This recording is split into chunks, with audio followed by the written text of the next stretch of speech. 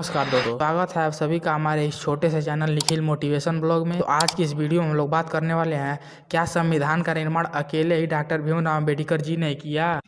तो इस वीडियो में बड़ी मज़ेदार बातें बताई गई हैं। यदि आपके पास थोड़ा सा भी समय है तो इस वीडियो को देखें, अन्यथा समय ना हो तो वीडियो को अभी स्किप कर दें। हम लोग चलते हैं थोड़ा पहले संविधान निर्माण से। उस समय चलाया गया था कैबिनेट मिशन।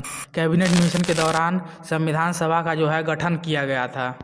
389 सदस्यों का प्रस्तावना रखा गया। इसीलिए 389 सदस्यों का प्रस्तावना रखा गया क्योंकि 10 लाख की जनसंख्या पर एक सीटों का निर्धारण होना था। 389 सीटों में 208 सीट कांग्रेस का था, 73 सीट मुस्लिम का था, 7 सीट अन्य पार्टी का था, 8 सीट निर्दल का था और 93 सीट देश के रियासतों यानी गांव के मतलब जो राजा उस समय थे उन लोगों का था। तो टोटल मिला के 389 सीट बनी थी उस समय। आपकी जानकारी के लिए मैं बता दूं कि संविधान सभा का पहला बैठक जो था वो 9 दिसंबर 1946 को हुआ था, जिसमें सबसे बुजुर्ग डॉक्टर सच्चिदानंद सिन्हा को अस्थायी अध्यक्ष बनाया गया था और इन्होंने सभी सदस्यों को शपथ दिलाया था। और दूसरी बैठक संविधान सभा की 11 दिसंबर को हुई थी। उन्हीं में से एक अस्थायी अध्यक्ष को चुना गया और इन्हीं के निर्देश से पूरा संविधान बनकर तैयार होना था। डॉक्टर राजेंद्र प्रसाद जी ने ही संविधान कार्य को सरल बनाने के लिए कई समिति को गठन किया था। समिति तो वो बहुत बनाए थे, लेकिन आपकी आंखों का पर्दा हटाने के लिए मैंने 3-4 समितियों का चर्चा किया है, जिससे आपको पता चल सकेगा कि संविधान का निर्माण में कितने लोगों का हाथ था। पहली समिति प्रारूप समिति के रूप में थी और उसके अध्यक्ष डॉक्टर भीमराव अम्बेडकर जी थे और इनमें 7 सदस्य थे और ये संविधान सभा का सबसे महत्वपूर्ण समिति था। इस समिति ने संविधान को प्रारूप यानी स्ट्रक्चर तैयार करने का काम किया था।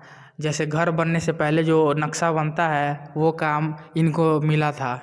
और दूसरी समिति झंडा समिति थी जो डॉक्टर राजेंद्र प्रसाद उसके अध्यक्ष थे और 22 जुलाई 1947 को तिरंगे को स्वीकार किया गया। उद्देश्य प्रस्तावना समिति के अध्यक्ष जवाहरलाल नेहरू जी को बनाया गया था और अन्य समितियां थी जैसे संघ समिति, मौलिक समिति इत्यादि ऐसी समितियां थी।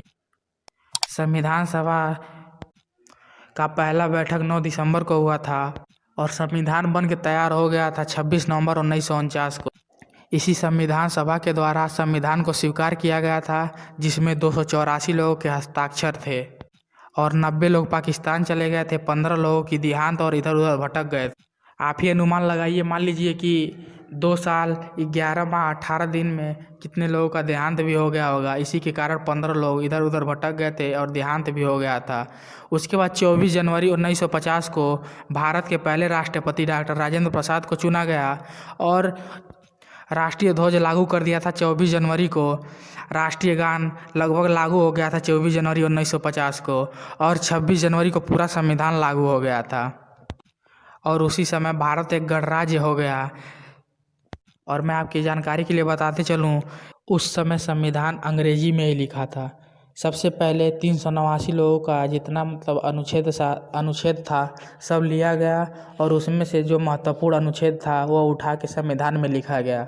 और संविधान के अंग्रेजी लेखक प्रेम बिहारी नारायण राय जाता जी ने लिखा था और हिंदी में वसंत कृष्ण जी ने लिखा था। 389 लोगों की इच्छा से संविधान बनकर तैयार हुआ और इसी बात पे इस वीडियो को यहीं ख़त्म करते हैं। बोलिए भारत माता की जय। अब आप लोग कमेंट करके बताइए कि अकेले भीमराव अम्बेडकर जी ने लिखा था या अन्य लोगों का भी इसमें हाथ था।